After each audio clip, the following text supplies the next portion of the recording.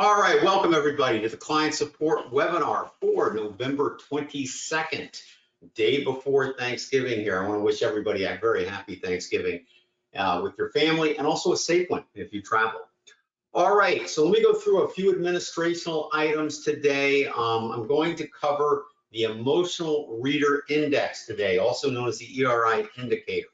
So I always like to have some topic, but I don't want that to interfere with any questions that you may have, okay? So always feel free to ask questions even though I'm on a topic, okay? Because don't forget, this is a webinar where, I'm supposed to, actually answer your questions if you have any, but give you some material as well. All right, so let me go through the administrational items, and here is the disclaimer that we have to do for all our webinars. And please realize that there's risks involved in trading. You want to be trading with risk capital. We deal in a realm of probability, so risk control is really important on each and every trade. Also, too, a lot of the analysis, if I have a stock recommendation or I look up a stock you give me and I give you an analysis, that's my opinion based on my form of technical analysis and also my trading rules.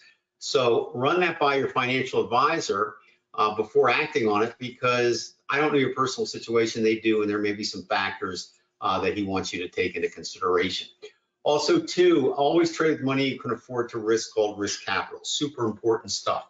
I have a number of books on money management if you need help in that area. Elliott Wave, Survival Guide for Traders, and The Art of Trading coming out, which is going to be my newest book published by Wiley. All right, trading software. Now, when you purchase software from us, you can purchase a bundle and get everything, all right? However, you can also purchase it a la carte.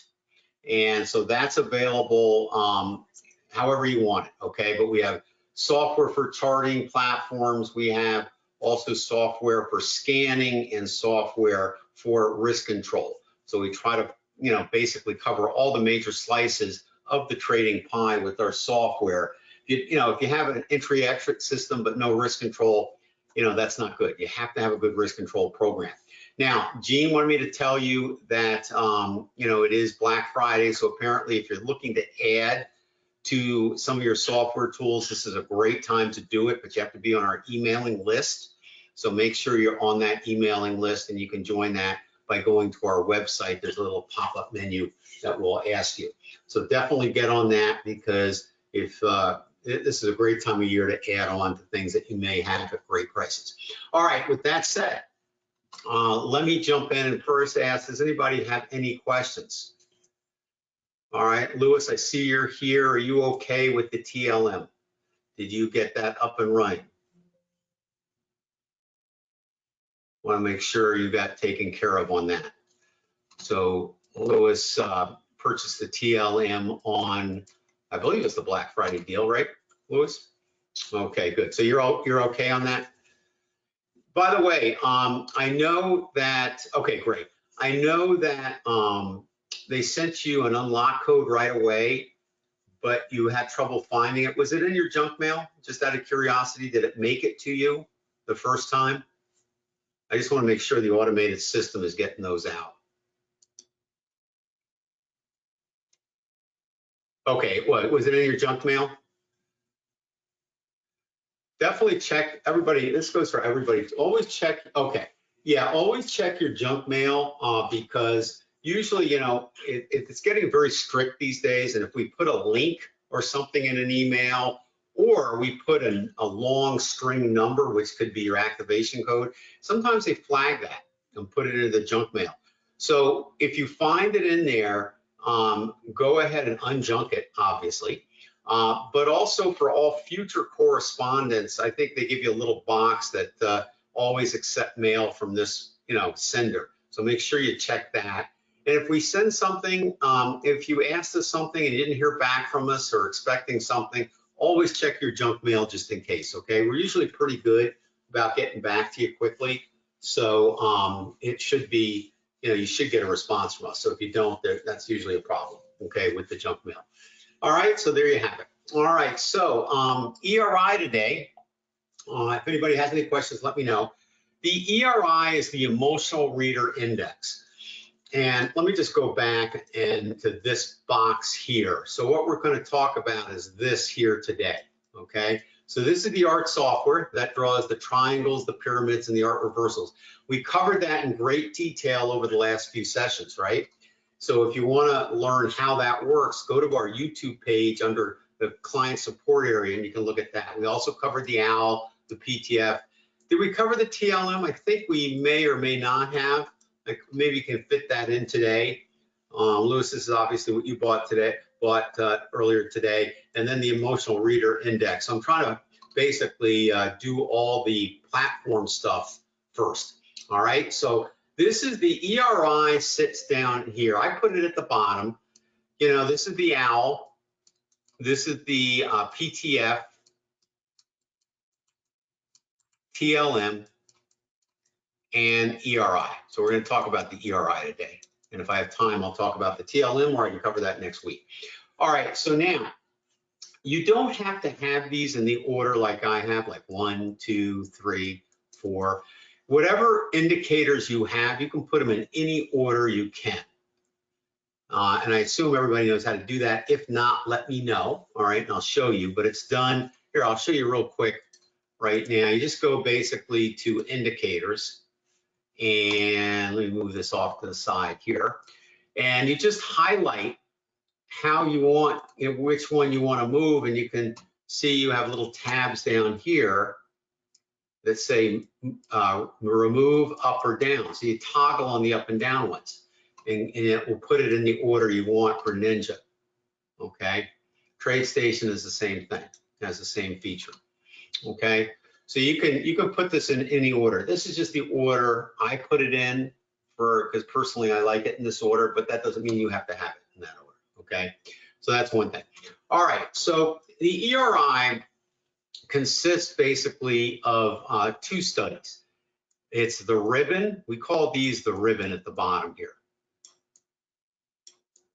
Okay, you can call it the ribbon indicator, whatever you want to call it, okay?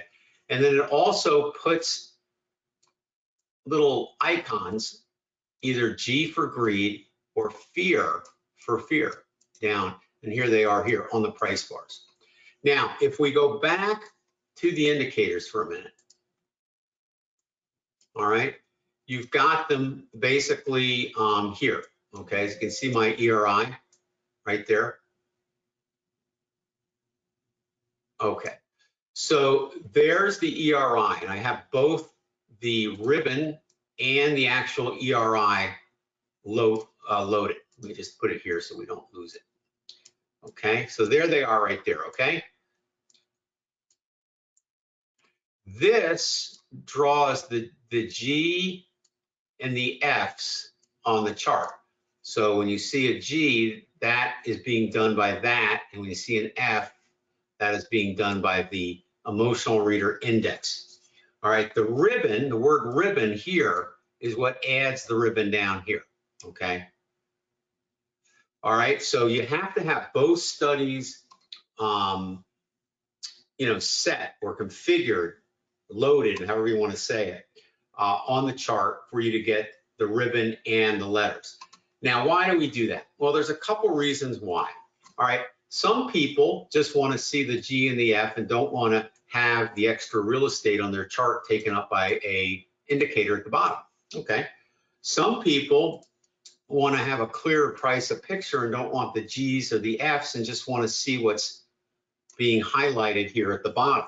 So every time a G forms, okay, the greed bar forms, you get a red little sliver line on the ribbon. Every time the F forms, you get one here as a green color. Now, why do we have greed as red and F as green? Wouldn't you think it should be opposite? Well, the reason is usually when we have a greed situation occurring, most times it's bearish. So we have, because that means the market's too greedy, it's getting ready to pull back, right? If you have an F, it means the fear is getting a little excessive and it's getting probably ready to buy, all right? So it's getting ready to pull back. Now, there's a whole bunch of calculations that go into actually how all this is done in the background.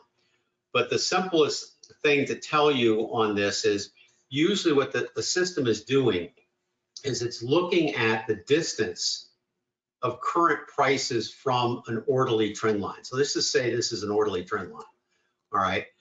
And don't forget, sometimes you can have short-term trend lines and long-term trend lines. Like these are all short-term, and these are really short-term. So if you had the greed and fear going off a short-term trend line, you probably wouldn't see the greed bar. But we have it set going off on this trend line here, okay?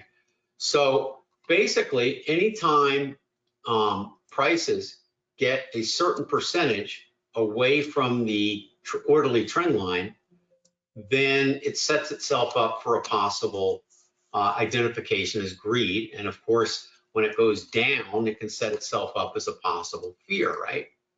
So if we move this over, see, we got it pinged down here, we had it pinged down here.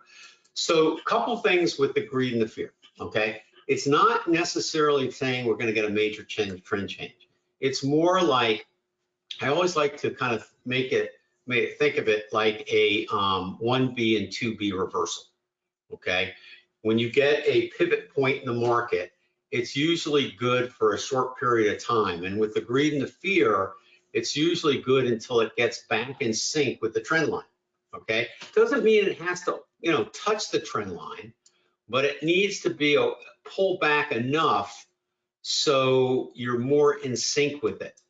And by that, if we go back into the indicators here and highlight the fear, there's instructions on this, but it has to do with the pitch, okay, and the index, all right, of what it's looking at.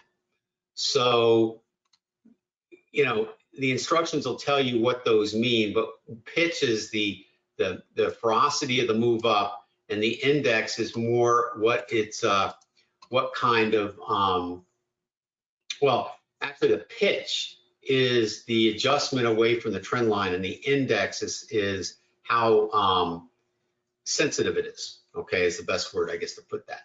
All right, so the instructions cover on those numbers and what they mean, but that is how you can adjust it for gearing off a short-term trend line or a long-term trend line.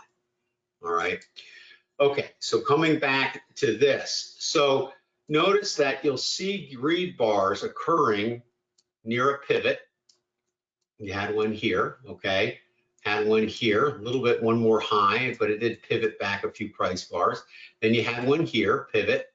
All right, so you get a little bit of a pivot, all right, every time you change. And then you had one here.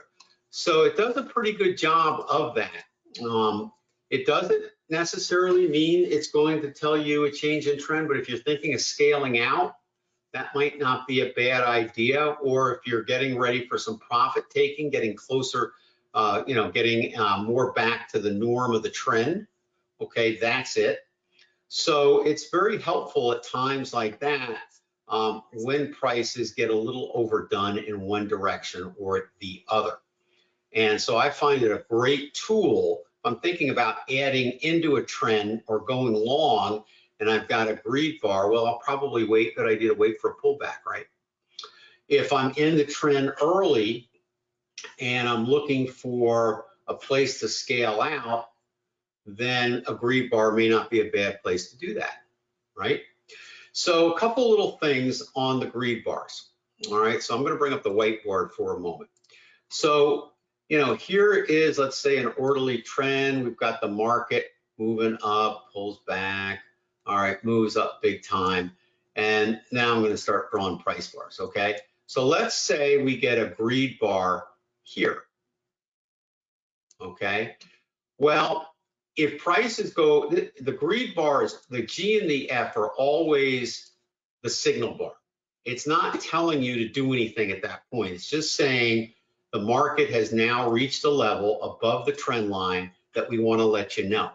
It doesn't mean it can't go up. It can't, the greed can continue, but it's saying it's getting to a point now where it's getting a little manic. So when we think of a price bar being labeled as a greed, it's a signal bar, very much like, on the pivot points, the 1Bs and the 2Bs, You know, remember how those are signal bars when they're identified? Same thing with the greed and fear bars.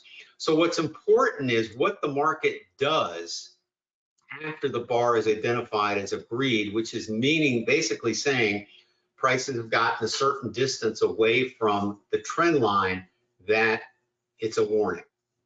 If the greed continues, if the high is taken out, you're usually good for another 2 to 5 price bars in that direction.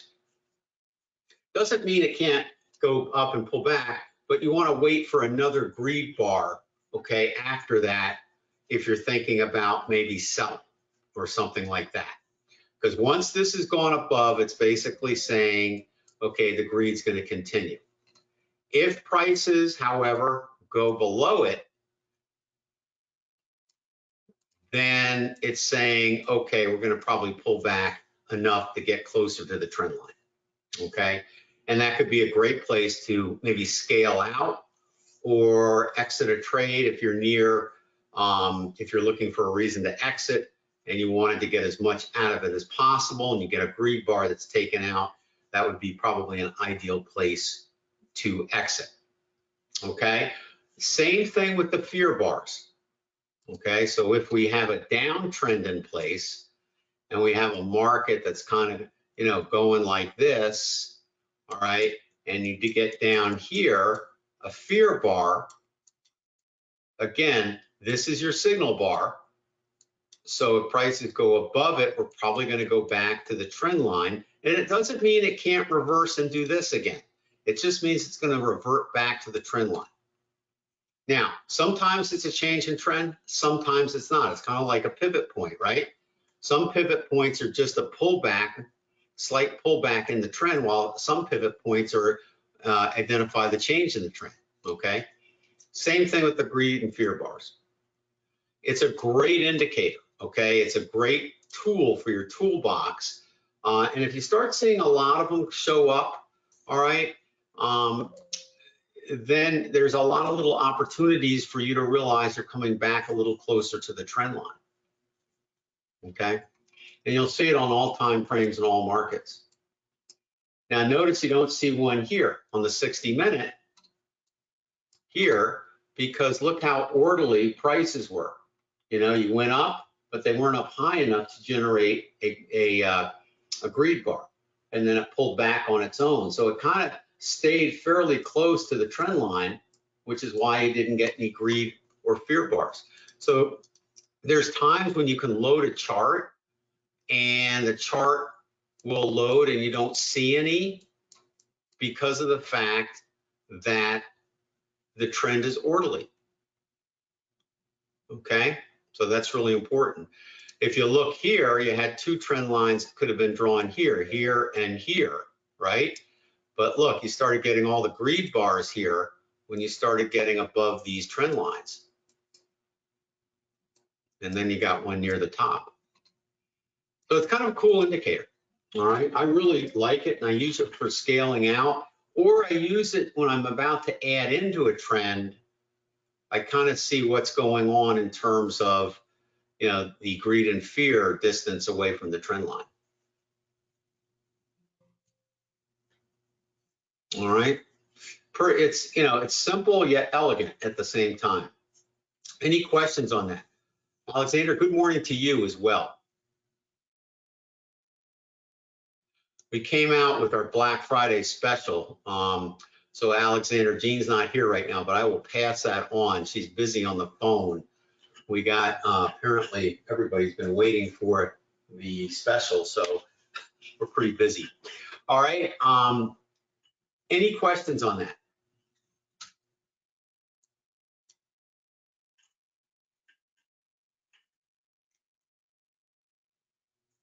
All right, settings, yeah, the settings, David, are basically in the instruction manual, okay? So the manual does a good job of going into what the settings do. And basically you can choose whether you want it to gear off short-term trend lines or longer-term trend lines. And it's done by numbers, like 1, 2, 3. Okay, 1 is short, 2 I think is medium, and 3 maybe long-term, okay, on that index. And then the pitch also, pitch is the trend line, the index, I guess, is the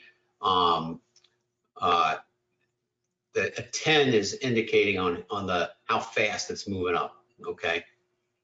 So it's a pitch and an index adjustment. Think of the index kind of as the distance from the trend line. In other words, a 10, and again, it's in the instructions, will mean a certain percentage away from the trend line. So it's a higher distance, whereas a lower number, I believe, puts it closer. I use the default, which is a 10. Seems to work pretty good.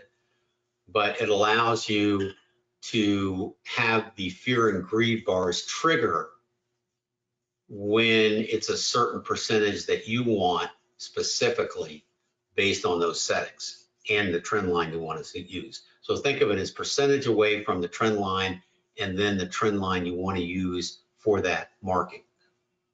Okay? And that is the fear and greed index. So I got a few minutes left. Trend line master, Lewis, I'll cover this for you. All right. Trend line master, great little indicator as well. And the trend line masters will draw the trend lines automatically on a chart for you, but it will also create the ribbon at the bottom. Now, what's very interesting is that, and this goes for both the ERI and the trend line master. If I go back to indicators for a moment in Ninja, and the same thing applies on TradeStation. So if you're using TradeStation, I'm not trying to slight you or anything. I'm just on the Ninja Trader platform, and you know, these adjustments are available on all the platforms. But for example, on the ERI, you want to make sure these settings, okay, and all your settings are the same for the ribbon and what's actually forming on the chart, right? So here's the one called ERI without the ribbon, and you see it has a 10 and a 2, okay? And then if we click on the ribbon inputs, they're the same, okay? All right, you can adjust the colors and all that kind of stuff, but you want to make sure they're the same. That goes the same for the trend lines too. So here's the trend line, all right, and you got to have 600 bars back. And then here is the trend line up here, okay? So you just want to make sure, you know, the settings are the same.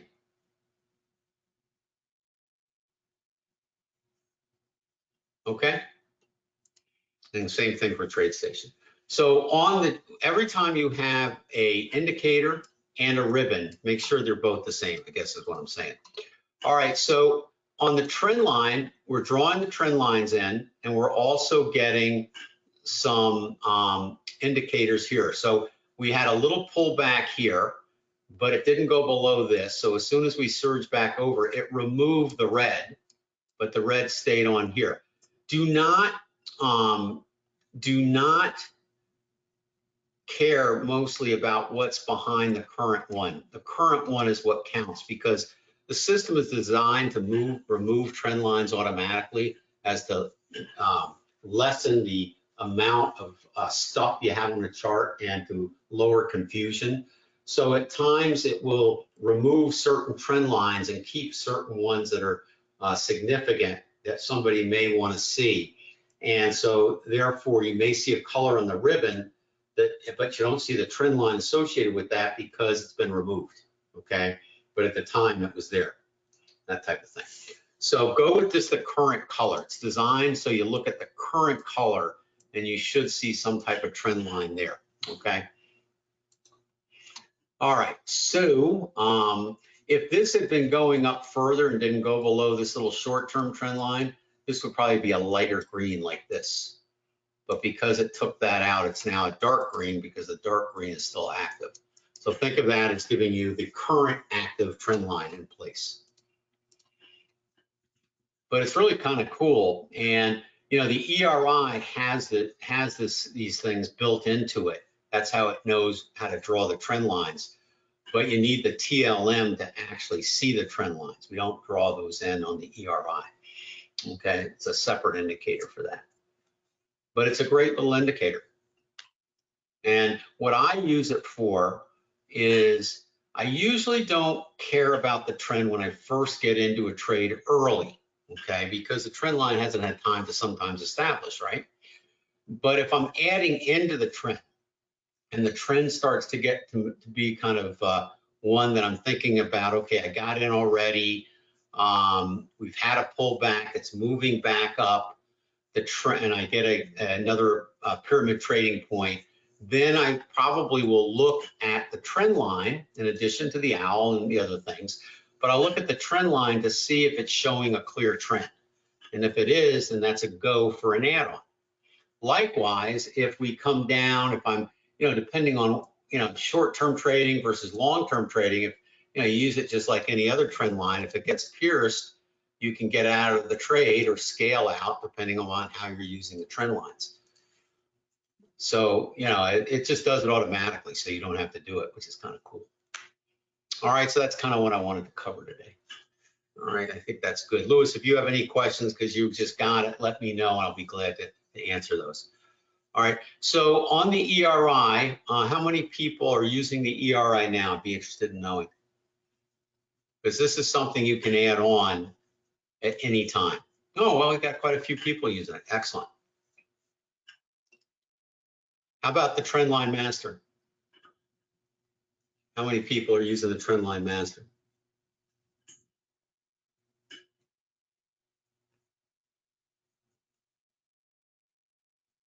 Oh, quite, okay, good. More people seem to be using the Trendline Master than the ERI. And that kind of doesn't surprise me because the Trendline Master's been out longer. The ERI is our newest indicator. It's been out a while, but it's still our newest one. Cool. Cool. Did that help a little bit on understanding the ERI and even the Trendline Master today? Again, there's manuals accompanying all our software, so definitely check those out for all the details on the settings.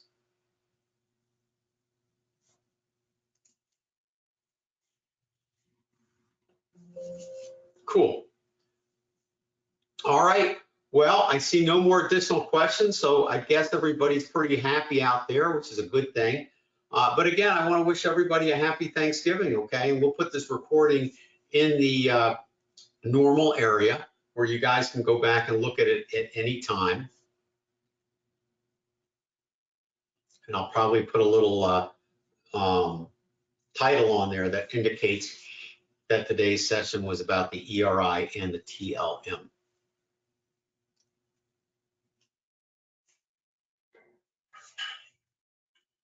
All right, good.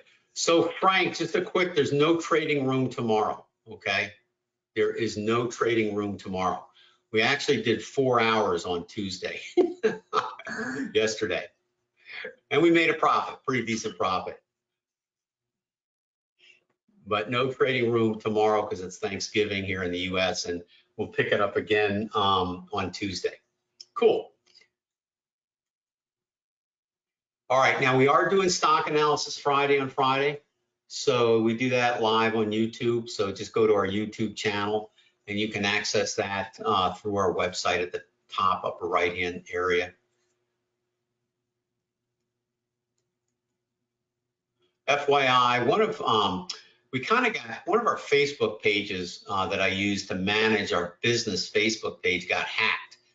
So they basically unconnected us from our business page. So I haven't been able to update the Facebook business page. So I'm working with them to try to get another account set up to get that done. Been kind of a real pain, but I can't put anything in the business Facebook page until that gets fixed. So we're working on that, but I have no idea how long it's going to take Facebook to remedy the situation. We'll see.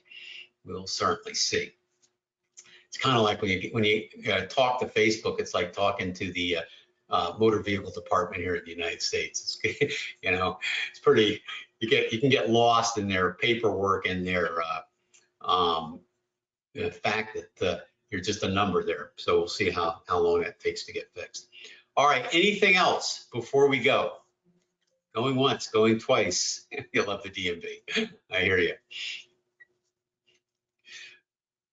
All right, good. All right, so listen, have a great Thanksgiving, everybody, and hopefully we'll see you at Stock Analysis Friday. If not, we'll see you back here next week. All right, so have a good one and take care.